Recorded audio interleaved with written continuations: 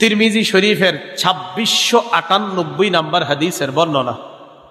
আজকে আপনারা মাহফিল থেকে যে যারা বাসায় ঢুকবেন, অথবা বাসা থেকে আপনারা যারা প্রতিদিন দোকানে যান, মার্কেটে যান, কৃষি কাজে যান, যাওয়ার পর এরপরে যখন বাসায় যান, রাসূল সাল্লাল্লাহু আলাইহি সাল্লামের একজন সাহাবী নাম আনাস রাদিয়াল্লাহু তাআলা তিনি বলেন, ক্বাল আলী রাসূলুল্লাহ সাল্লাল্লাহু আলাইহি ওয়াসাল্লাম, নবীজি আমাকে বলেন, ইয়া বুনাইয়া, হে বৎস, হে বালক, ইদা দাখালতা আলা আহলিকা, তুমি যখন তোমার পরিবারের কাছে প্রবেশ করবা, ফাসাল্লিম, সালাম দিবা, ইয়াকুন বারাকাতান আলাইকা ওয়া আলা আহলিকা, এই সালাম তোমার জন্য আর তোমার পরিবারের জন্য বরকতের কারণ হয়ে যায়।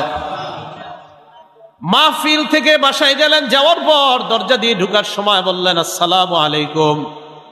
নবীজি বলেন, এই যে সালাম দিয়ে প্রবেশ করলা, তুমি আর তোমার পুরাটা পরিবার বরকতের মধ্যে ডুবে গেলা। বর্তমান জামানার মানুষ আম্মাকে সালাম দিতে লজ্জা পায়, বাবাকে সালাম দিতে লজ্জা পায়, বিবিকে সালাম দিতে লজ্জা পায়, অপরিচিত নারীকে সালাম দিতে মজা পায়। সালাম মানে কি? শান্তি। তো আপনারা কি বিবির শান্তি চান না? মায়ের শান্তি চান না? বাবার শান্তি চান না? তো বাবারে সালাম দিতে লজ্জা পাওয়া মানে বাবার জন্য শান্তির দোয়া করতে লজ্জা পান। মাকে সালাম দিতে লজ্জা পাওয়ার অর্থ হলো আপনি আপনার আম্মার শান্তি চান না, তাই সালাম দেন না। মুসলিম শরীফের 2162 নম্বর হাদিসের বর্ণনা। عن أبي هريرة رضي الله تعالى عنه قال قال رسول الله صلى الله عليه وسلم, আবু হুরায়রা রাদিয়াল্লাহু তাআলা আনহুর বর্ণনা, রাসূলুল্লাহ সাল্লাল্লাহু আলাইহি ওয়াসাল্লাম ইরশাদ করেন, হাক্কুল মুসলিমি আলাল মুসলিমি সিত্তুন, একজন মুসলমানের জন্য অন্য মুসলমানের 6টি হক রয়েছে। একজন মুসলমানের প্রতি অন্য মুসলমানের কয়টি হক? 6টি। 1 নাম্বার, ইদা লাকিতাহু ফাসাল্লিম আলাইহি, তুমি যখন কোনো মুসলমানের সাথে সাক্ষাৎ করবে তখন সালাম দিবে। 2 নাম্বার, ওয়া ইদা দাআকা ফাআজিবহু, কোনো মুসলমান যদি তোমাকে দাওয়াত দেয়,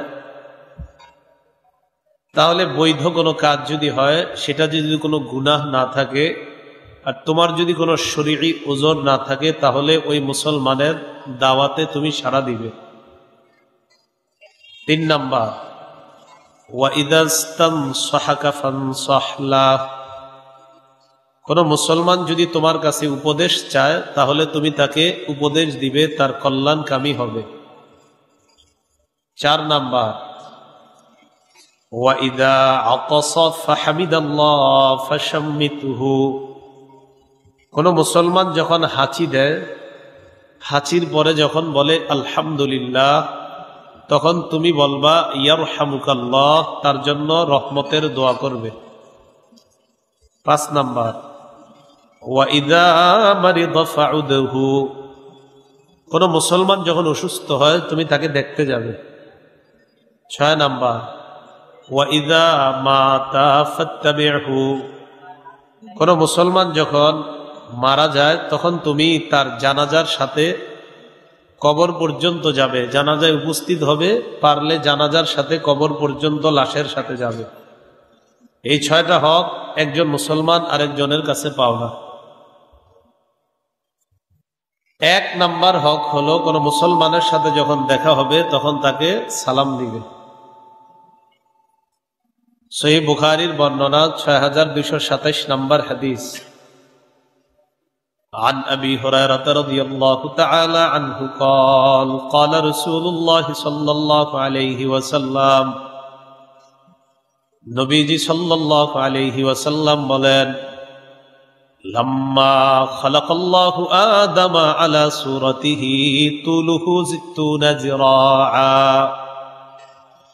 আল্লাহ যখন আদম নবীকে তার আপন অবস্থায় বানাইলেন, তুলুহু 60 জিরাআ, আদম নবীর লম্বা হলো 60 হাত। বানানোর পর আদম নবীকে আল্লাহ বললেন ইযহাব ফাসাল্লিম আলা উলাইকা নাফারি মিনাল মালাইকাতি জুলুস। আদম তুমি ফেরেশতাদের কাছে যাও, উপবিষ্ট ফেরেশতাদেরকে তুমি সালাম দাও। ফাসতামি' মা ইউহাইয়ুনাকা, সালাম দেওয়ার পর ফেরেশতারা কি জবাব দেয় তুমি তা কান পেতে শুনবা।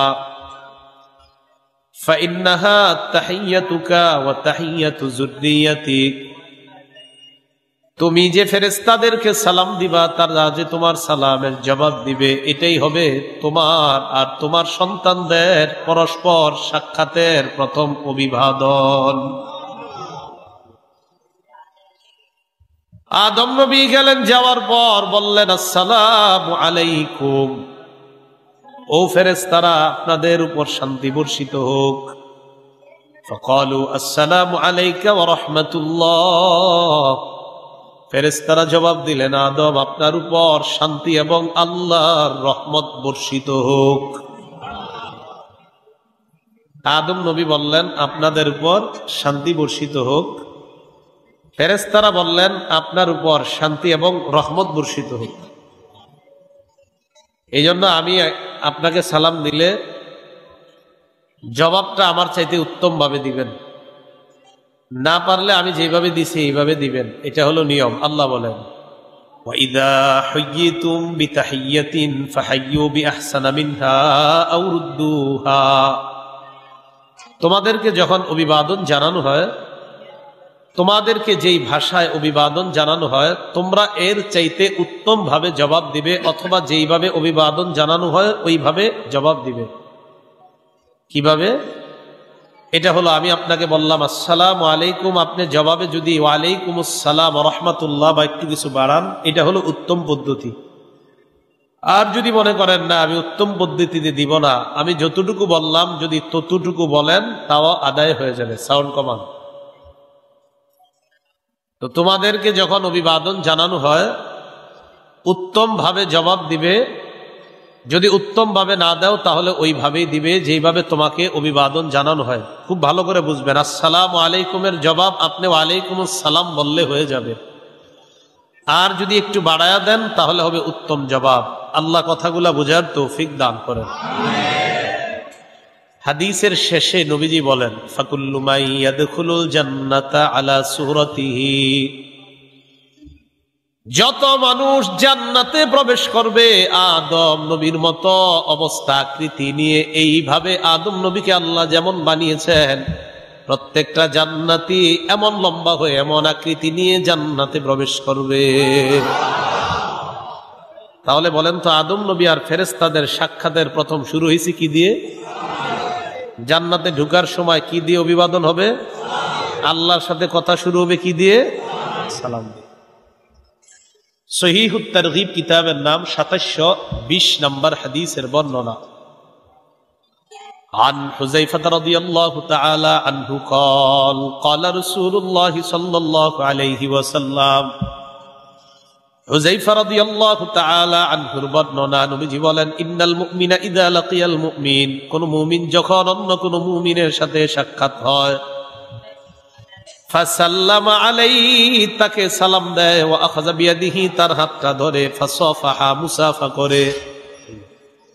কোন মুমিন আরেক মুমিনের সাথে দেখা করে, তাকান, দেখা করার পর সালাম দেয়, হাত ধরে, মুসাফা করে। নবীজি বলেন তানাসারাত খাতায়াহুমা কামা ইয়াতানাসারু ওয়ারাকুশ শাজার, গাছের পাতা যেমন ঝরে পড়ে যায় ওই দুই ইমানদারের গুনাহগুলা তেমন ভাবে ঝরে পড়ে যায়।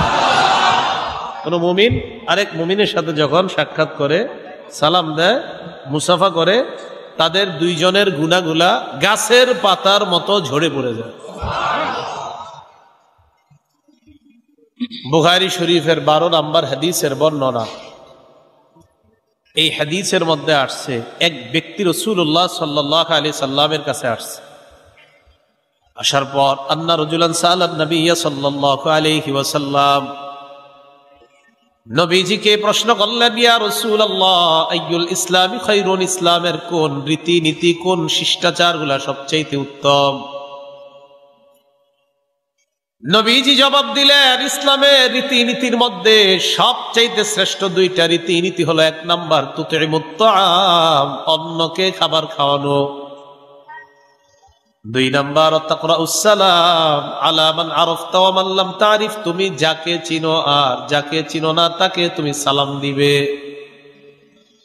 নবীজি বলেন, কাউকে যদি খাবার খাওয়াও, যাকে চিনো আর যাকে না চিনো তাকে যদি সালাম দাও, আমি নবী তোমাদের এই দুই কর্মকে ইসলামের শ্রেষ্ঠ শিষ্টাচারের অন্তর্ভুক্ত বলে গণ্য করে গেলাম।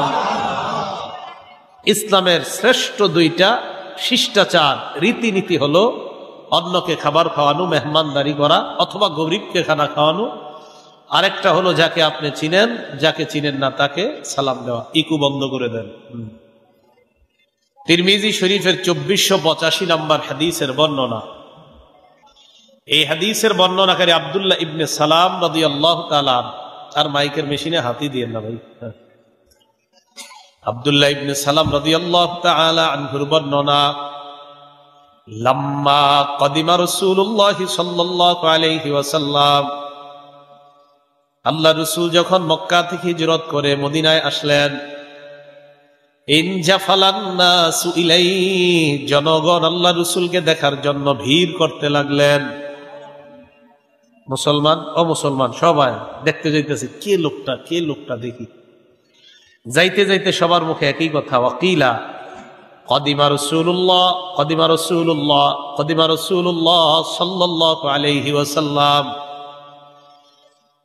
জনগণ রাস্তা দিয়ে যায় আর বলে, আল্লাহ রসুল আসছে, আল্লাহ রসুল আসছে, আল্লাহ রসুল আসছে, রসুল্লাহ মদিনা আসছে, রসুল্লাহ মদিনা আসছে। রাসূলুল্লাহ সাল্লাল্লাহু আলাইহি ওয়াসাল্লাম মদিনায় আগমন করেছে, এই কথাগুলা সবার মুখে মুখে। আব্দুল্লাহ ইবনে সালাম তখন মুসলমান হননি। আব্দুল্লাহ ইবনে সালাম বললেন, ফাজিতু ফিন্নাস লিআনজুরা ইলাইহি, মানুষের সাথে আমিও দেখতে গেলাম আল্লাহ রাসূলকে। আব্দুল্লাহ ইবনে সালাম বলেন, ফালাম্মাস্তাবানতু ওয়াজহা রাসূলিল্লাহ আরাফতু আন্না ওয়াজহাহু লাইসা বিওয়াজহি কাযযাব, আমি যখন আল্লাহ রাসূলের চেহারা মুবারকটা প্রথম দেখলাম, আমি প্রথম দেখাতেই বুঝতে পারলাম এটা কোনো মিথ্যাবাদীর চেহারা না। উনি তখন অন্য ধর্মের, তখন তো অন্য ধর্মের একজন মানুষ বলছেন, ওনার চেহারা দেখেই বুঝতে পারছি উনি মিথ্যাবাদী না। এটা মুসলমানের বক্তব্য না, উনি মুসলমান হওয়ার আগের বক্তব্য। তো তিনি বলেন, রাসূলুল্লাহ সাল্লাল্লাহু আলাইহি সাল্লাম আমাদের সামনে দাঁড়াইলেন।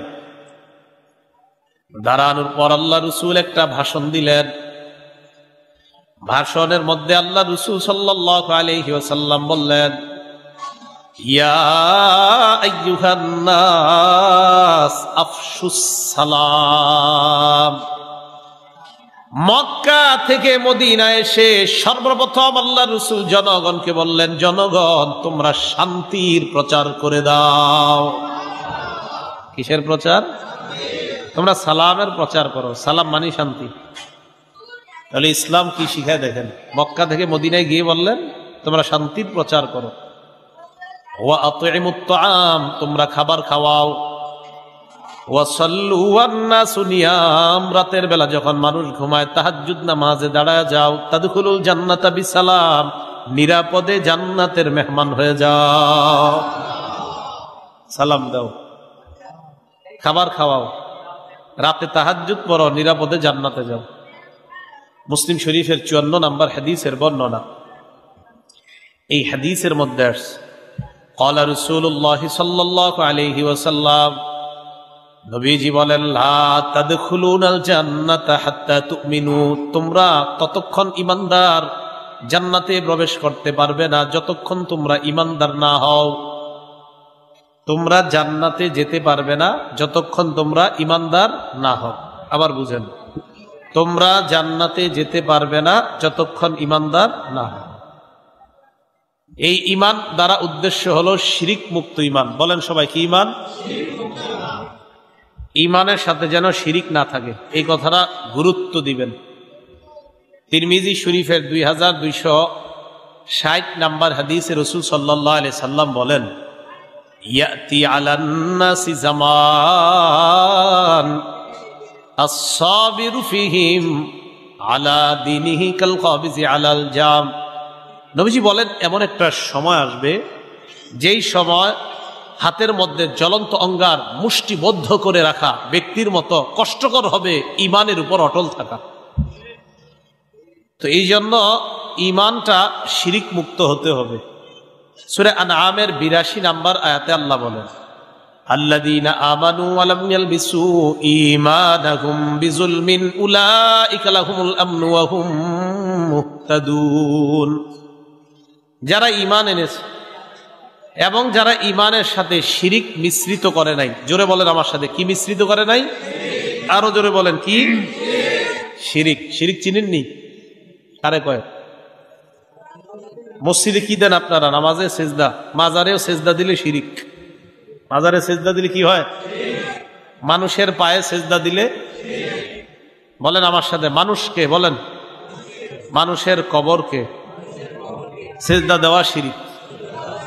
পীরকে, পীরের কবরকে, আলেমকে, আলেমের কবরকে, শাইখুল হাদিসকে, শাইখুল হাদিসের কবরকে, আব্বাকে, আব্বার কবরকে, আম্মাকে, আম্মার কবরকে, রসুলকে, রসুলের কবরকে সেজদা দেওয়া শিরিক। কি বললাম? শিরিক। সেজদা দেওয়া যাবে না। ইবনে মাজা কিতাবের নাম, 1853 নম্বর হাদিসের বর্ণনা। লাম্মা কদিমা মুআযুম মিনাশ শাম, মুআয ইবনে জাবাল রাদিয়াল্লাহু তাআলা আন যখন শাম দেশ থেকে আসলেন, সাজাদা লিন নবী সাল্লাল্লাহু আলাইহি ওয়াসাল্লাম, আল্লাহ রাসূলকে সিজদা দিয়ে দিয়েছে। নাউজুবিল্লাহ, নাউজুবিল্লাহ, জোরে বলেন নাউজুবিল্লাহ। নবীজির এক সাহাবী শাম দেশ থেকে আইসা নবীজির সিজদা দিয়ে দিয়েছে। নবীজি বললেন, মা হাযা ইয়া মুআয, মুআয তুমি এটা কি করলা? এটা তুমি কি করলা? মুআয ইবনে জাবাল জবাব দেয়, আতাইতু শাম, আমি শাম দেশে গেলাম, ফাওয়াফাকতুহুম ইয়াসজুদুনা লি আসাকিফাতিহিম ওয়া বাকারিকাতিহিম, আমি দেখলাম তারা তাদের ধর্মীয় নেতাকে সেজদা দেয়, তারা তাদের রাজনৈতিক নেতাকে সেজদা দেয়। ফাওয়াদিতু ফি নাফসি আন নাফআলা যাকা বিকা ইয়া রাসূলুল্লাহ, আমি মনে মনে নিয়ত করলাম আমরাও আপনাকে সেজদা দিব, যেহেতু তারা তাদের নেতাকে সেজদা দেয়। নবীজি বললেন, মুআয ফালা তাফালু, কশিনকালেও এমন কাজ কখনো করবা না। দুনিয়ার শ্রেষ্ঠ মানুষটা বলে দিলেন, আমাকে কখনো সেজদা দিবে এমন কল্পনাও কখনো করবা না। আল্লাহ ছাড়া কাউকে সেজদা দেওয়া জায়েজ নাই। লাউ কুনতু আমিরান আহাদান আন ইয়াসজুদা লি আহাদিন লা আমারতুল মারআতা আন তাসজুদা লি যাওজিহা, আমি যদি কোনো মানুষকে বলতাম অন্য কোনো মানুষকে সেজদা দেওয়ার জন্য, আমি নারীদেরকে বলতাম তারা যেন তাদের স্বামীদেরকে সেজদা দেয়। কিন্তু আল্লাহ ছাড়া কাউকে সেজদা দেওয়া শিরিক, তাই বলি না আমি এটা। তাহলে রাসূল সাল্লাল্লাহু আলাইহি সাল্লামকে সেজদা দেওয়া, জোরে বলেন হারাম। বলেন কি? এটা আমার কথা না, রাসূলেরই কথা। রাসূল বললেন, সাবধান মুআয, এই কাজ কখনো করবা না। আল্লাহ ছাড়া কাউকে সেজদা দেওয়া জায়েজ নাই, হারাম, শিরিক। আবু দাউদ শরীফের বর্ণনা, 2140 নম্বর হাদিস। عن قيس بن سعد رضي الله تعالى عنه قال, قيس بن سعد رضي الله تعالى عنه বর্ণনা, তিনি বলেন, আতাইতুল হিরা, কুফার একটা এলাকা আছে নাম হীরা, আমি ওই হীরা এলাকায় গেলাম। ফারাআইতুহুম ইয়াসজুদুনা লিমারজুবানিন লাহুম, আমি দেখলাম তারা তাদের নেতাকে সিজদা দেয়। ফাকুলতু ওয়া রাসূলুল্লাহি আহাক্কু আন ইউসজাদা লা, আমি মনে মনে বললাম, মানুষ যদি সিজদা পাওয়ার যোগ্য হয়, আল্লাহর রাসূল সিজদা পাওয়ার সবচেয়ে বেশি যোগ্য। সঠিক কথা। দুনিয়ার কোন মানুষ যদি সিজদা পাওয়ার যোগ্য হয় তো রাসূল সাল্লাল্লাহু আলাইহি সাল্লামই হবেন। ফাতাইতুন নাবিয়্যা সাল্লাল্লাহু আলাইহি ওয়াসাল্লাম, আমি আল্লাহর রাসূলের কাছে আসলাম। আসার পর বললাম, আতাইতুল হিরা, আমি হীরা প্রদেশে গেলাম, আমি দেখলাম মানুষ মানুষকে সেজদা দেয়। ফাআনতা ইয়া রাসূলুল্লাহ আহাক্কু আন নাসজুদা লাক, ইয়া রাসূলুল্লাহ, মানুষ যদি সিজদা পাওয়ার যোগ্য হয়, আপনি তো সিজদা পাওয়ার সবচাইতে বেশি যোগ্য, তাই আমি আপনাকে সিজদা দিতে চাই। নাউজুবিল্লাহ। নবীজি কি বললেন দেখেন, আরো আইতা, তুমি কি মনে করো, লাউ মারারতা বিকবরি আকুনতা তাসজুদু লা, নবীজি বলেন তুমি যদি আমার কবরের পাশ দিয়ে যাইতে, আমার কবর কি তুমি সিজদা করতা? নবীজি কোথায়? কবরে না, দুনিয়াতে তখন। নবীজি বলেন আমার কবরের পাশ দিয়ে যদি তুমি যাইতে, আমার কবর কি সিজদা করতা? সাহাবী জবাব দেয়, না, আমি আপনার কবরকে সিজদা করতাম না। এবার একটু বুঝেন এই জায়গায়, রসুলের কবর সবচেয়ে শ্রেষ্ঠ কবর, পৃথিবীর শ্রেষ্ঠ কবর নবীজির কবর। আর পৃথিবীর শ্রেষ্ঠ মানুষ, আবার আখিরাতেরও শ্রেষ্ঠ মানুষ মুহাম্মদ সাল্লাল্লাহু আলাইহি ওয়াসাল্লাম। নবীজি বললেন আমার কবরের পাশ দিয়ে যদি তুমি যাও, আমার কবর কি তুমি সিজদা করতে? তিনি জবাব দিলেন, না, আমি আপনার কবরকে সিজদা করতাম না। নবীজি বলেন যেমনি ভাবে আমার কবরকে সিজদা দেওয়া হারাম, আমার কবরকে সিজদা করবা না, তেমনি ভাবে আমাকেও সিজদা দেওয়া হারাম, আমাকেও সিজদা করবা না। এই জগতের শ্রেষ্ঠ মানুষটা বললেন আমাকে সিজদা দেওয়া হারাম, দুনিয়ার সবচাইতে শ্রেষ্ঠ কবরটাকেও সিজদা দেওয়া হারাম। অতএব দুনিয়ার বিখ্যাত অনেক বড় ব্যক্তি অথবা ওই ব্যক্তির মাজার কবরকে সিজদা দেওয়া হারাম। তাহলে শ্রেষ্ঠ কবরকে যেখানে সিজদা দেওয়া হারাম, সেখানে অন্য কোন মাজার কবরকে সিজদা দেওয়া কিভাবে জায়েজ হবে? কথা কি বুঝে আসছে সবার? আবেগে ইমান নষ্ট করে দিন না, ইমানের সাথে শিরিক মিশায়েন না। শিরিক মুক্ত ইমান নিয়ে কবরে যান, একদিন না একদিন হলে চিরস্থায়ী জান্নাতি হবেন। এই কথা মনে রাখুন। ইমানটা যেন শিরিক মুক্ত থাকে, একটু যেন শিরিক না থাকে। মনে রাখেন কিছু গুনাহ আছে আপনার, এদিক সেদিক গুনাহ আছে, কিন্তু শিরিক নাই ইমানের সাথে, ইনশাল্লাহ একদিন চিরস্থায়ী জান্নাতি হবেন। তো বলছিলাম যে ইমানের সাথে শিরিক মিশানো যাবে না। নবীজি বলেন লা তাদখুলুনাল জান্নাতা হাত্তা তুমিনু, যতক্ষণ ইমানদার না হবে জান্নাতে যেতে পারবে না। ওয়ালা তুমিনু হাত্তা তাহাব্বু, ততক্ষণ ইমানদার হতে পারবে না যতক্ষণ পরস্পরকে ভালো না বাসবে। নবীজি বলেন আওয়ালা আদুল্লুকুম আলা শাইইন ইযা ফাআলতুমুহু তাহাবাবতুম, আমি কি এমন একটা আমল কথা বলবো না যে আমলটা করলে তোমাদের পরস্পরের মাঝে মোহাব্বত সৃষ্টি হবে? আফশুস সালাম বাইনাকুম, আপোষের মধ্যে সালাম দাও। আপোষের মধ্যে যদি সালাম দাও, পরস্পর মোহাব্বত পয়দা হবে। মোহাব্বত যদি হয় ইমানদার হয়ে যাবা, আর ইমানদার যদি হও জান্নাতের মেহমান হয়ে যাবা। তাহলে দেখেন, জান্নাত, ইমান, মোহাব্বত। নবীজি বলেন মোহাব্বত পরিপূর্ণ হলে পরিপূর্ণ ইমানদার হবা, পরিপূর্ণ ইমানদার হলে জান্নাতি হয়ে যাবা। শত্রুকেও সালাম দিবেন বেশি বেশি। আসসালামু আলাইকুম যদি শত্রুকে বলেন, মানে ও শত্রু তোমার উপর শান্তি বর্ষিত হোক, ঠিক না?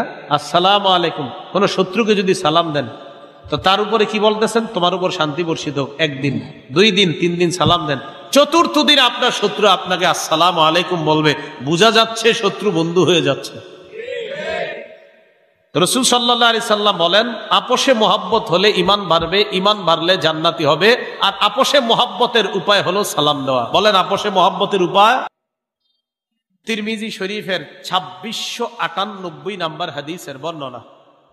আজকে আপনারা মাহফিল থেকে যে যারা বাসায় ঢুকবেন, অথবা বাসা থেকে আপনারা যারা প্রতিদিন দোকানে যান, মার্কেটে যান, কৃষি কাজে যান, যাওয়ার পর এরপরে যখন বাসায় যান, রাসূল সাল্লাল্লাহু আলাইহি সাল্লামের একজন সাহাবী নাম আনাস রাদিয়াল্লাহু তাআলা, তিনি বলেন ক্বালা লি রাসূলুল্লাহ সাল্লাল্লাহু আলাইহি ওয়াসাল্লাম, নবীজি আমাকে বলেন ইয়া বুনাইয়া, হে বৎস, হে বালক, ইদা দাখালতা আলা আহলিকা, তুমি যখন তোমার পরিবারের কাছে প্রবেশ করবা, ফাসাল্লিম, সালাম দিবা, ইয়াকুন বারাকাতান আলাইকা ওয়া আলা আহলিকা, এই সালাম তোমার জন্য আর তোমার পরিবারের জন্য বরকতের কারণ হয়ে যায়। মাহফিল থেকে বাসায় গেলেন, যাওয়ার পর দরজা দিয়ে ঢোকার সময় বললেন আসসালামু আলাইকুম। নবীজি বলেন এই যে সালাম দিয়ে প্রবেশ করলা, তুমি আর তোমার পুরাটা পরিবার বরকতের মধ্যে ডুবে গেলা।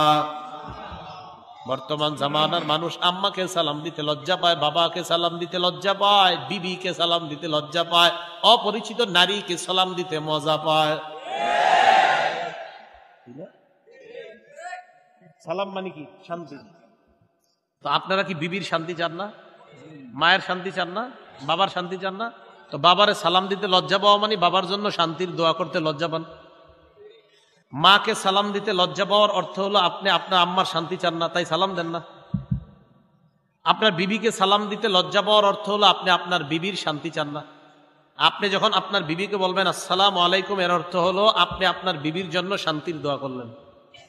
আপনি যখন আপনার আম্মাকে সালাম দিয়ে প্রবেশ করলেন, এর অর্থ হলো আপনার আম্মার জন্য শান্তির দোয়া করলেন।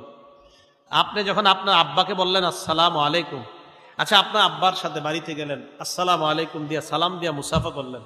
আমার আব্বা তো মারা গেছে 4 বছর আগে, 2018 সালে মারা গেছে। তো আমরা বাড়িতে গেলে, আমিও বাড়িতে গেলে 18 সালে যখনই বাড়িতে যাইতাম, যাওয়ার পর আব্বার সাথে আসসালামু আলাইকুম সালাম দিতাম, মুসাফা করতাম। এর অর্থ কি? প্রথমে আব্বার জন্য দোয়া করলাম শান্তির, দুজন মুসাফা করলাম। ওই যে একটু আগে হুজুরের সাথে মুসাফা করলাম, তো নবীজি বললেন তানাসারাত খাতায়াহুমা, বাপ ছেলের গুনাহ এমন ভাবে ঝরে পড়বে যেমন গাছের পাতা ঝরে পড়ে। তো আপনি আপনার আব্বাকে সালাম দিলেন, আব্বার সাথে মুসাফা করলেন, এর অর্থ হলো বাপ ছেলের গুনাহগুলা গাছের পাতার মতো ঝরে পড়তেছে। তাহলে পরিবারকে সালাম দিব তো ইনশাআল্লাহ। আজকে বাসায় গিয়ে ঢুকে কারা কারা সালাম দিবেন ইনশাআল্লাহ দেখি? লজ্জা লাগে, ঠিক না? চিন্তা করেন, ইসলাম, আমরা মুসলমান, পরিবারকে সালাম দিব, এটাতে লজ্জা পাই আমরা। আল্লাহ আমল করার তৌফিক দান করেন। আবু দাউদ শরীফের বর্ণনা 5197 নম্বর হাদিস। عن أبي أمامة رضي الله تعالى عنه قال قال رسول الله صلى الله عليه وسلم আবু উমামা রাদিয়াল্লাহু তাআলা আনহুর বর্ণনা, রাসূলুল্লাহ সাল্লাল্লাহু আলাইহি ওয়াসাল্লাম বলেন, ইন্না আওলান নাস বিল্লাহ মান বাদাআহুম বিসসালাম।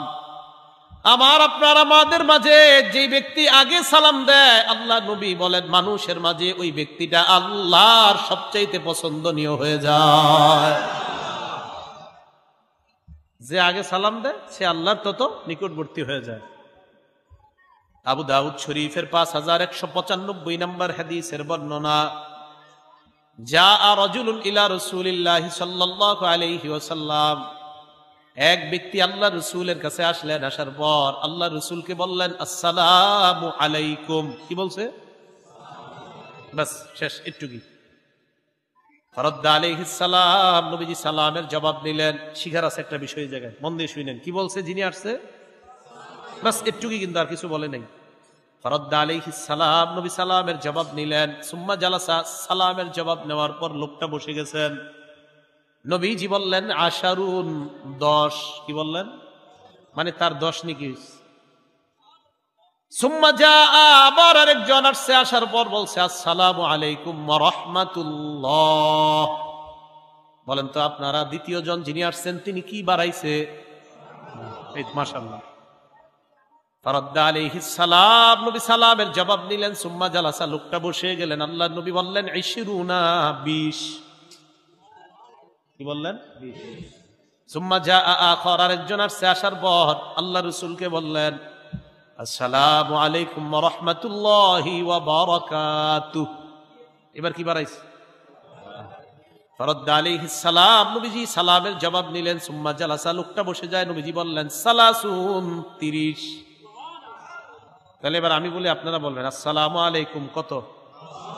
আসসালামু আলাইকুম ওয়া রাহমাতুল্লাহ, আসসালামু আলাইকুম ওয়া রাহমাতুল্লাহি ওয়া বারাকাতুহু। তাহলে আসসালামু আলাইকুম ওয়া রাহমাতুল্লাহি ওয়া বারাকাতুহু পুরাটা যদি বলেন 30টা নেকি পাবেন। আসসালামু আলাইকুম বললে 10, আসসালামু আলাইকুম ওয়া রাহমাতুল্লাহ 20, আসসালামু আলাইকুম ওয়া রাহমাতুল্লাহি ওয়া বারাকাতুহু 30। আবু দাউদ শরীফের 5196 নম্বর হাদিসের বর্ণনা। আরেক ব্যক্তি নবীর কাছে আসছে। আসার পর আল্লাহ রাসূলকে বললেন আসসালামু আলাইকুম ওয়া রাহমাতুল্লাহি ওয়া বারাকাতুহু ওয়া মাগফিরাতুহু। কি বাড়াইছে? হ্যাঁ। ফারাদ্দা আলাইহিস সালাম, নবী সালামের জবাব নিলেন। ওই লোকটা বসে যায়। আল্লাহ নবী বললেন 40। কত? সালামের নেকি 40 পর্যন্ত হাদিসে পাওয়া যায়। কত পর্যন্ত? হ্যাঁ, এতটুকুই পাওয়া যায়। তো রাসূল সাল্লাল্লাহু আলাইহি সাল্লাম আসসালামু আলাইকুমের ফজিলত বলে দিলেন, রহমাতুল্লাহ বাড়ানোর ফজিলত বললেন, ওয়াবারাকাতু বাড়ানোর ফজিলত বললেন, ওয়া মাগফিরাতুহু বাড়ানোর ফজিলত বললেন। আল্লাহ আমল করার তৌফিক দান করেন। তাহলে একজন আরেকজনকে সালাম দিব তো ইনশাআল্লাহ? এক মুসলমানের জন্য আরেক মুসলমানের কয়টা হক? এক নাম্বার কি দেওয়া? তো এটা তো সালাম দেওয়া।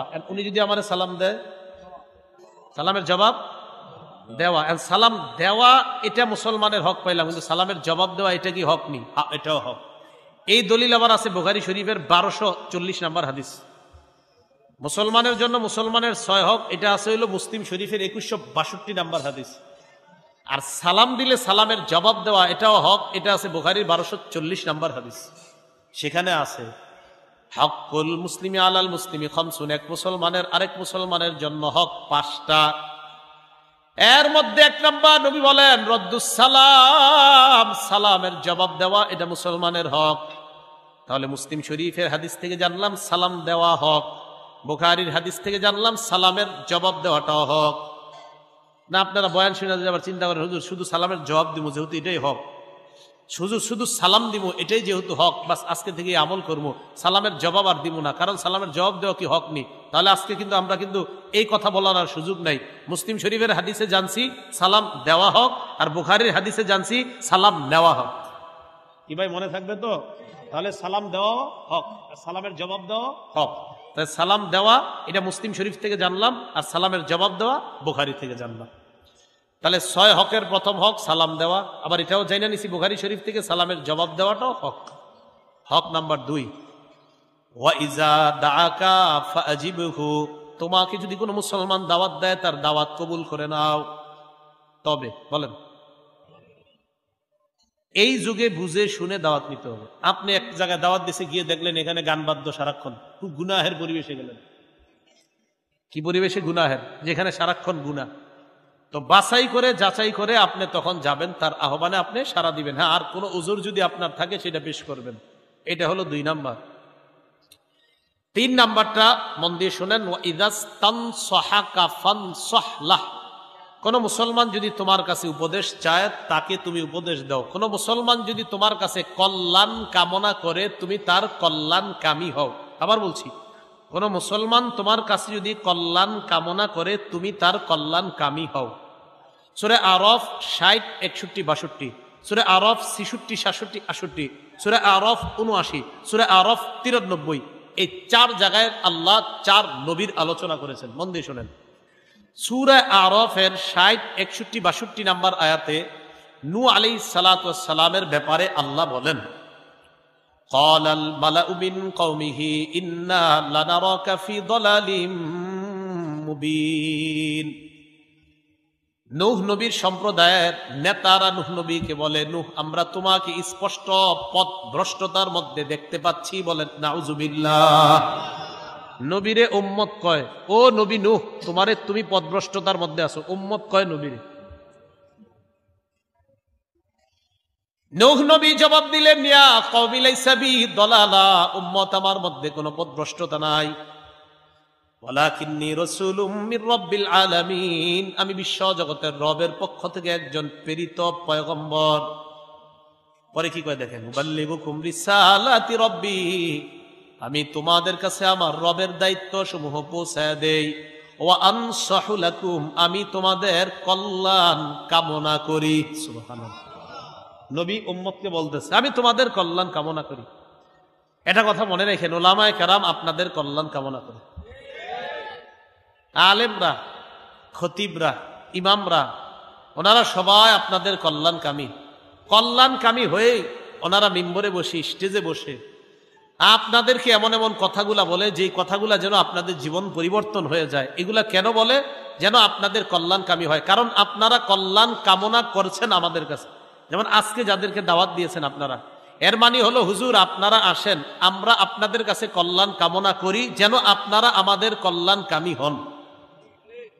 তো ওনারা এসে আপনাদের কল্যাণকামী হয়ে কিছু কথা বলে, এই কথাগুলো আপনারা গ্রহণ করেন। তো নূহ নবী বলতেছে, উম্মত আমার মাঝে পথভ্রষ্টতা নাই, আমি তোমাদের কল্যাণকামী, আমি তোমাদেরকে কল্যাণ কামনা করি, তোমাদেরকে উপদেশ দিই। এটা গেল নূহ নবীর ব্যাপারে। সূরা আরাফের 66, 67, 68 নাম্বার আয়াত হলো হুদ নবীর ব্যাপারে। হুদ নবীর জাতি হুদ আলাইহিস সালাতু ওয়াস সালাম কি বলে দেখেন।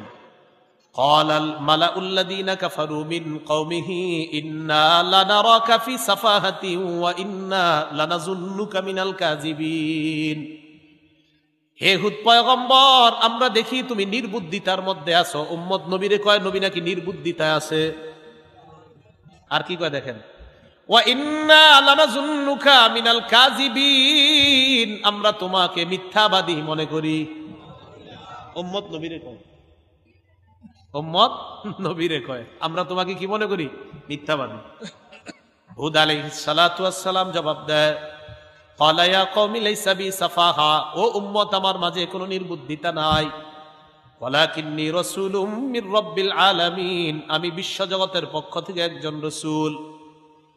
উবাল্লিগুকুম রিসালাতি রাব্বি, আমি আমার রবের দায়িত্ব তোমাদের কাছে পৌঁছায় দেই। ওয়া আনা লাকুম নাসিহুন আমিন, আমি তোমাদের জন্য একজন বিশ্বস্ত উপদেশ দাতা। আমি তোমাদের জন্য বিশ্বস্ত উপদেশ দাতা। তাহলে হুদ নবীও বলে আমি তোমাদের কল্যাণকামী, নূহ নবীও বললেন আমি তোমাদের কল্যাণকামী। সূরা আরাফের ৭৯ নম্বর আয়াতে সালেহ নবী তার জাতিকে কয়, ইয়া কওমি লাকাদ আবলাগতুকুম রিসালাতা রাব্বি, হে আমার সম্প্রদায়, আমি আমার রবের দায়িত্ব তোমাদের কাছে পৌঁছায় দিলাম। ওয়ানাসহতু লাকুম, আমি তোমাদের কল্যাণ কামনা করলাম। নূহ নবী বললেন আমি তোমাদের কল্যাণ কামনা করি। হুদ নবী বললেন আমি তোমাদের কল্যাণকামী। সালেহ নবী বললেন আমি তোমাদের কল্যাণ কামনা করলাম।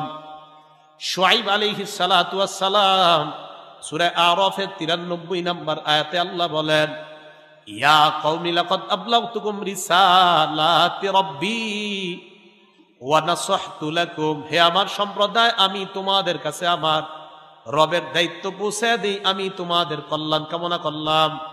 নূহ নবীও উম্মতের জন্য কল্যাণকামী, হুদ নবীও উম্মতের জন্য কল্যাণকামী, সালেহ নবী উম্মতের জন্য কল্যাণকামী, শুআইব নবী উম্মতের জন্য কল্যাণকামী। উম্মতের জন্য নবীরা কল্যাণ কামনা করে। আমাদের নবী বলেন, শোনো মুমিন মুসলমান, এক মুসলমানের জন্য আরেক মুসলমানের ৬টা হক। ৩ নাম্বার, এক মুসলমান আরেক মুসলমানের কল্যাণ কামিতা করবা, এক মুসলমান আরেক মুসলমানের কল্যাণ কামি হবা। আমি নবী মুসলমানের জন্য অপর মুসলমানের হক বলে এই কথা ঘোষণা করলাম। অন্যান্য নবীরা উম্মতের কল্যাণকামী আল্লাহ বললেন, আমাদের নবী বলছে শোনো আমার উম্মত, তোমরা এক মুসলমান আরেক মুসলমানের কল্যাণকামী হবা। এটা আমি এক মুসলমান আরেক মুসলমানের জন্য হক হিসাবে সাব্যস্ত করে গেলাম। এই জায়গায় একটু বুঝেন, অনেকে আপনাদের কাছে পরামর্শ চাইতে যায় না, ভাইও একটা দোকান দিব, একটু পরামর্শ দেন না। আপনি চিন্তা করলেন ওর ব্যবসায় কিভাবে লস করানো যায়, একটা চিন্তা করলেন না। নবীজি বলতেছে সাবধান, তোমার কাছে পরামর্শ চাইতে গেছে, তুমি ভালো কিছু বলে দাও। এই হলো ৩ নাম্বার, বুখারী শরীফের বর্ণনা ৫৭ নাম্বার হাদিস। নবীজির একজন সাহাবীর নাম জারির, বলেন তো কি নাম? এই জারির রাদিয়াল্লাহু তাআলা আনহু এমন এক সাহাবী যিনি বলেন, আল্লাহর নবী জীবনে যতবার আমার দিকে তাকিয়েছেন ততবার একটা মুস্কি হাসি দিচ্ছে। এই জারির রাদিয়াল্লাহু তাআলা আনহু বলেন। তো এই জারির রাদিয়াল্লাহু তাআলা আনহু বলেন, বায়াতু রাসূলুল্লাহি সাল্লাল্লাহু আলাইহি ওয়াসাল্লাম, আমি আল্লাহ রসুলের কাছে বায়াত হলাম ৩টা মর্মে, ৩টা কাজের জন্য। বলেন কয় কাজ? ১ নাম্বার আলা ইকামিস সালাহ, নামাজ কায়েম করা। ২ নাম্বার ওয়া ইতাইজ যাকাত, যাকাত আদায় করা। ৩ নাম্বার ওয়ানুসহি লিকুল্লি মুসলিম, প্রত্যেক মুসলমানের জন্য কল্যাণকামী হব বলে আমি নবীর কাছে বায়াত হলাম। ১ নাম্বার নামাজ পড়া, প্রতিষ্ঠিত করা। ২ নাম্বার যাকাত দেওয়া। ৩ নাম্বার প্রত্যেক মুসলমানের জন্য কল্যাণকামী হব, এই মর্মে আমি নবীর কাছে বায়াত হলাম। তাহলে ৩ নাম্বার হক, এক মুসলমান আরেক মুসলমানের কল্যাণকামী হবে। ৪ নাম্বারটা একটু শোনেন। হাঁচি দেননি আপনারা? আরে হাঁচি কেমনে দেওয়া মায়ানাতে? হ্যাঁ, কে দেয়ছে? একজন। আচ্ছা ঠিক আছে, একজন দিছে, মাশাআল্লাহ। পুরাপুরি ওইটা দিতে পারলে ভালো হইতো আর কি। হাঁচির সাথে কিন্তু আপনার রোগ বিমারি বের হয়। সুবহানাল্লাহ, এটা ডাক্তারি সায়েন্স বলে যে হাঁচিতে অনেক রোগ বিমারি দূর হয়। তো রাসূলুল্লাহ সাল্লাল্লাহু আলাইহি সাল্লাম বলেন, কোন মুসলমান যখন হাসি দেয় ফাহামিদাল্লাহ, আর হাসি দেওয়ার পর যখন বলে আলহামদুলিল্লাহ, আপনি যদি শোনেন বলবেন ইয়ারহামুকাল্লাহ। এখন কথা হলো, আপনারা যারা হাসি দেন কোনো মানুষের সামনে, হাঁচি দেওয়ার সময় আপনি দুটি কাজের একটি কাজ করবেন। বলেন কয়টি কাজের যে কোনো একটি করবেন? দুটি কাজের যে কোনো একটি। মন দিয়ে বুঝেন। আবু দাউদ শরীফের 5029 নম্বর হাদিস। عن أبي هريرة رضي الله تعالى عنه قال كان رسول الله صلى الله عليه وسلم إذا عطس তাকান আমার দিকে, নবী যখন হাঁচি দিতেন ওয়াদা ইয়াদাহু আও সাওবাহু আলা ফি, নবীজি হাঁচি দিতেন যখন তখন মুখে হাত রাখতেন। মুখে যদি হাত না রাখতেন আও সাওবাহু আলা ফিহি, অথবা কাপড় দিয়ে মুখ ঢাকতেন। বলেন হাঁচি দেওয়ার সময় কয়টা করতেন নবী? এক নাম্বার হয়তো হাত দিয়ে মুখ ঢাকতেন, দুই নাম্বার অথবা কাপড় দিয়ে মুখ ঢাকতেন। এটা হলো কাজ। দ্বিতীয় আরেকটা কাজ করতেন কি, ওয়াখাফাদা, এইভাবে মুখের মধ্যে হাত অথবা কাপড় রাখার পর আল্লাহ রসুল আস্তে আওয়াজ করতেন। এই যদি মুখ যদি হাত না রাখেন অটোমেটিক হাসির আওয়াজটা জোরে হবে। যখন হাত রাখবেন আর কাপড় রাখবেন হাসির আওয়াজটা আসতে হবে। এতে অনেক উপকারিতা হতে পারে। কেউ ঘুমাইতেছে পাশে, তখন যদি জোরে একটা হাসি দেন বেচার ঘুম ভেঙে যেতে পারে। আপনি যদি হাত রাখেন অথবা কাপড় রাখেন হাঁচির আওয়াজটা আসতে হবে। এখন শোনেন, হাঁচি দেওয়ার পরে মনে করেন আমি ওনার পাশে বসা, হাঁচি আসলো, আমি হাত দিলাম আর কাপড় দিয়ে মুখ ঢাকলাম, এরপরেও হাঁচি দিলাম। এখন উনি হাঁচিটা শুনছে, শোনার পর আমি হাঁচি দেওয়ার পর বলছি আলহামদুলিল্লাহ। বলেন কি বললাম? এই যে আমি হাঁচি দিলাম, হাঁচি দেওয়ার পর আলহামদুলিল্লাহ বললাম, উনি আমার আলহামদুলিল্লাহ শুনলেন। আলহামদুলিল্লাহ অর্থ হলো সমস্ত প্রশংসা আল্লাহর। উনি আমার হাঁচির আওয়াজ শোনার পর এবার উনি আমাকে বলবে ইয়ারহামুকাল্লাহ, আল্লাহ তোমার উপর দয়া করেন, আল্লাহ তোমার প্রতি দয়া করেন। তাহলে হাঁচি দিয়ে, তাহলে এবার আপনাদেরকে আমি বলি, হাঁচি আসলে আমাদের প্রথম কাজ কি? না না না না, হাঁচি আসলে প্রথমে হাঁচি দিব যখন, তখন কাজ কি? হাত অথবা কাপড়, হাত অথবা কাপড় দিয়ে মুখ ঢাকা। দ্বিতীয় আরেকটা কাজ, আওয়াজ কি জোরে করা না আস্তে করার চেষ্টা করা? আস্তে। তাহলে হাত দেওয়া অথবা কাপড় দেওয়া প্রথম কাজ, দ্বিতীয় কাজ আওয়াজটা আস্তে করা, তৃতীয় কাজ আলহামদুলিল্লাহ বলা। তাহলে হাঁচি আসলে প্রথম কাজ মুখে হাত দেওয়া অথবা কাপড় দেওয়া, দ্বিতীয় কাজ আওয়াজটা আস্তে করা, তৃতীয় কাজ আলহামদুলিল্লাহ বলা। এবার পাশের জন যদি আমার এই আলহামদুলিল্লাহ শুনে নেয়, উনি আমাকে ফাশাম্মিতহু, উনি বলবে ইয়ারহামুকাল্লাহ, তোমার উপর আল্লাহ দয়া করেন। মনে থাকবে তো ইনশাআল্লাহ? এটা গেল আপনার 4 নাম্বার হক। 5 নাম্বারটা একটু শোনেন। ওয়াইজা মারিদা ফাউদুহু, কোন মুসলমান যখন অসুস্থ হয় তাকে দেখতে যাও। এই আমল করেননি? ফজিলত শোনার পরে তো আপনারা হয়রান হয়ে যাবেন, এটা কি ফজিলত। মুসলিম শরীফের 2568 নম্বর হাদিসের বর্ণনা, নবীজি বলেন ইন্নাল মুসলিমা ইদা আদা আখাহুল মুসলিমা, কোন মুসলমান যদি তার মুসলমান ভাইকে দেখতে যায়, কোন মুসলমান যদি তার অসুস্থ মুসলমান ভাইকে দেখতে যায়, কোন মুসলমান যদি তার অসুস্থ মুসলমান ভাইকে দেখতে যায়, এটা এলাকার নাম কি? বিষ্ণন্দী থেকে আপনি গেছেন, পাশের একটা এলাকার নাম কোন? মানিকপুর। আচ্ছা, মানিকপুর। এই বিষ্ণন্দী থেকে মানিকপুর গেছেন এক মুসলমান অসুস্থ, তাকে দেখতে। খুব বুঝেন, নবীজি বলেন কোন মুসলমান যখন অন্য কোন মুসলমান অসুস্থ মুসলমানকে দেখতে যায়, দেখতে যাওয়ার পর আল্লাহ রাসূল বলেন লাম ইয়াজাল ফি খুরফাতিল জান্নাহ হাত্তা ইয়ারজিআ, ওই মুসলমান, আপনি মানিকপুর গেলেন, এই মানিকপুর থেকে বিষ্ণন্দী আসার আগ পর্যন্ত আপনি জান্নাতের ফল আহরণ পাড়ার মধ্যে ব্যস্ত থাকেন। মানিকপুর গেছেন, ওখান থেকে আসছেন, এর মাঝে আপনি এই যে অসুস্থ ব্যক্তিরে দেখতে গেলেন, মানে জান্নাতের ফলগুলা একের পর এক পারতেছেন আপনি। অসুস্থ ব্যক্তি দেখতে যাবেন নি? না যায় না, মালটা আর কমলা নিতে কিনলে যাবেন, ঠিক না? এই আমলগুলো কইরেন, এগুলো মুসলমানদের আমল। কি করবে? ভাই বোনরে দেখতে যান, অসুস্থ বোন, আপনজন আপনজনকে দেখতে যান। ইসলাম আমরা পালন না করলে কে করবে বলেন? কত দূর থেকে অনেক মানুষ আজকে মাহফিলে আসছেন, 1 মাইল দূরে ভাই বোনকে দেখতে যান না। সত্যি কথা না? অনেক দূর থেকে এখানে মানুষ আসছেন, কিন্তু আধা মাইল দূরে বোনকে দেখতে যাবেন, টেনশন করেন, হ্যাঁ আরো 3 ভাই আছে, হেরা যায় না, আমি যামুকা, এই এক অবস্থা মানুষ। আরে অন্যরা কি করে না করে, আপনার দায়িত্ব আপনি পালন করেন। তিরমিজি শরীফের একটা হাদিস শোনেন, এটা তো মুসলিম শরীফের হাদিস শুনলেন। তিরমিজি শরীফের হাদিসের মধ্যে আসছে 2008 নম্বর হাদিস। ক্বালা রাসূলুল্লাহ সাল্লাল্লাহু আলাইহি ওয়াসাল্লাম, নবীজি বলেন, মান আদা মারিজান আও যারা আখান লাহু ফিল্লাহ, কোন মুসলমান অন্য কোন মুসলমানকে যদি দেখতে যায়, আল্লাহকে খুশি করার জন্য যদি কোনো মুসলমান অন্য কোনো অসুস্থ ব্যক্তিকে দেখতে যায়, অথবা তার ভাইয়ের সাক্ষাতে যায়, আল্লাহকে খুশি করার জন্য যদি দেখতে যায়, কি করার জন্য? না দাহু মুনাদ, একজন আহ্বানকারী ওই মুসলমানকে ডাক দেয়। আপনাদের এই এলাকার এক অসুস্থ ব্যক্তিকে আপনি দেখতে গেলেন, যাওয়ার পর আপনাকে একজন ফেরেশতা ডাক দিয়ে বলে, তুমি কল্যাণময় হয়ে গেছো। এরপর আপনাকে বলে, ওয়াতাবা মামশাক, এই যে তুমি বিষ্ণন্দী থেকে মানিকপুর পর্যন্ত হেঁটে আসলা, তোমার হাঁটাটাও কল্যাণময়। আরেকটা কয় দেখেন, ওয়াতাবা ওয়াতা মিনাল জান্নাতি নুজুলা, ও মুসলমান, জান্নাতের মধ্যে তো তুমি একটা ঘর বানায় ফেলছো। না বুঝেন নাই মনে হয়।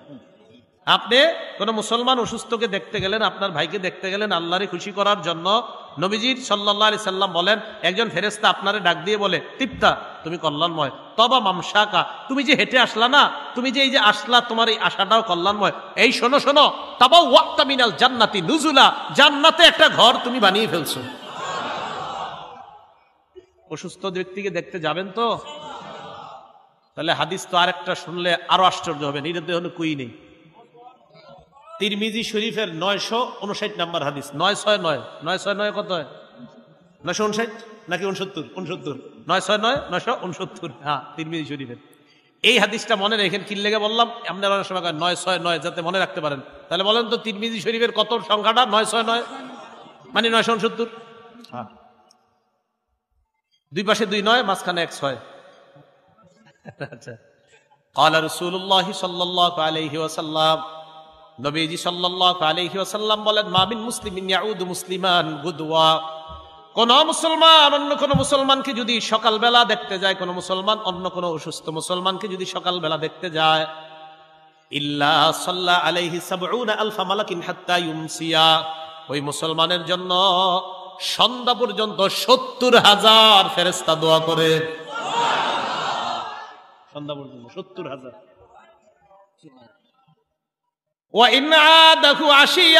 আর আপনি যদি সন্ধ্যাবেলা কোন অসুস্থ মুসলমানকে দেখতে যান, ইল্লা সাল্লা আলাইহি ৭০ আলফা মালাকিন হাত্তা ইউসবিহা, সকাল পর্যন্ত ৭০,০০০ ফেরেশতা আপনার জন্য দোয়া করে। আর কি? নবীজি সাল্লাল্লাহু আলাইহি সাল্লাম শেষে বলেন, কয় শোনো আরেকটা আছে। কয় কি? কয় জান্নাতের মধ্যে তোমার জন্য একটা ফলের বাগান হয়ে যায়। তাহলে মুসলমানের উপর মুসলমানের হক। 5 নাম্বার, অসুস্থ ব্যক্তিরে দেখতে যাওয়া। যাবেন নি ইনশাআল্লাহ? এইগুলা আমরা গুরুত্ব দেই না, এটা গুরুত্বপূর্ণ আমল এগুলা। 6 নাম্বার, ওয়াইজা মাতা, কোন মুসলমান যখন মারা যায়, ফাত্তাবিহু, তার জানাজায় যাবেন। জানাজায় যাওয়ার 2টা অর্থ। বুখারীর বর্ণনা আসছে ইত্তিবাউল জানাইজ, জানাজার নামাজে অংশগ্রহণ করা। আর এখানে আসছে ফাত্তাবিহু, তার সাথে সাথে যাওয়া। জানাজার নামাজের 2 অবস্থা। একটা হলো আপনি লাশের জানাজায় গেলেন, আরেকটা হলো লাশের জানাজার পর লাশ সহ কবর পর্যন্ত গেলেন। বুখারীর বর্ণনায় আসছে যদি আপনি জানাজায় যান এরপর কবর পর্যন্ত যান, প্রথম কথা জানাজায় যান এরপর কবর পর্যন্ত, তাহলে আপনি এই লাশ দাফন করার পর বাসায় যখন যাবেন, বিবিরে বলবেন, বিবি আমার, আমি 2 উহুদ পাহাড় পরিমাণ পাহাড় পরিমাণ সওয়াব নিয়ে ঘরে আসছি। তাহলে 2টা আমল, একটা হলো জানাজায় যাবেন, আরেকটা হলো কবর পর্যন্ত। এখন কথা হলো আপনার কাজ আছে যে হুজুর আমি তো কবর পর্যন্ত যেতে পারবো না, আমি শুধু জানাজাটা কোনো মতে পড়ে, আমার গার্মেন্টস আছে, ব্যবসা আছে বা কাজে। নবীজি বলেন যদি শুধু জানাজায় যাও আর কবর পর্যন্ত না যাও, এই শুধু জানাজায় গেলে 1 উহুদ পাহাড় পরিমাণ সওয়াব আল্লাহ তোমাকে দেন। তাহলে শুধু জানাজায় গেলে 1 উহুদ, আর জানাজা এবং কবর পর্যন্ত গেলে 2 উহুদ। করবো তো ইনশাল্লাহ। এই 6টা হকের কথা আমরা সবাই গুরুত্ব দিব।